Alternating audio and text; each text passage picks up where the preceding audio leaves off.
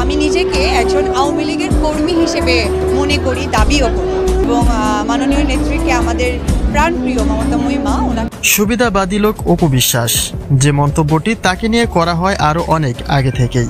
ব্যক্তি স্বার্থে আঘাত পড়লে তবেই তার ভেতরের রূপটা বেরিয়ে আসে। গত বছরেও রাজনীতি প্রসঙ্গে কয়েকবারই মুখ খুলেছেন অপু বিশ্বাস।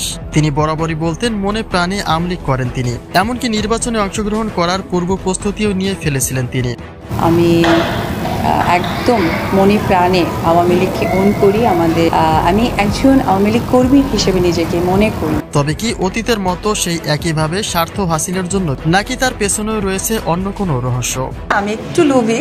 বিষয়টা একদমই আমি এই বিষয়ের উত্তর এই কারণেই দিতে পারবো না, কারণ আমি অলওয়েজ সম্পর্কের বাহিরেও আর একটা সম্পর্ককে আমি রেসপেক্ট করি, প্রফেশনাল।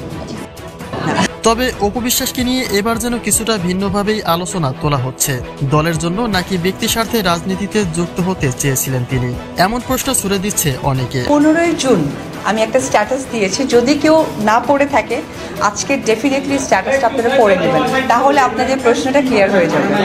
এখানে অপু বিশ্বাসের নতুন কোনো পরিকল্পনা রয়েছে কিনা সেই ধোঁয়াশাই দেখা দিচ্ছে অনেকের মনে, নাকি শুধুমাত্র সম্পর্কের জায়গা থেকেই একে অপরের সাথে আনন্দের সময় কাটিয়েছেন তারা, সেই ধোঁয়াশা যেন থেকেই যায়। এটা আসলে সত্যি ভালো লাগারই একটা বিষয় আছেন, তাদের সকলের কাছে আমি এই ক্যামেরার মধ্য দিয়ে ধন্যবাদ প্রকাশ করি।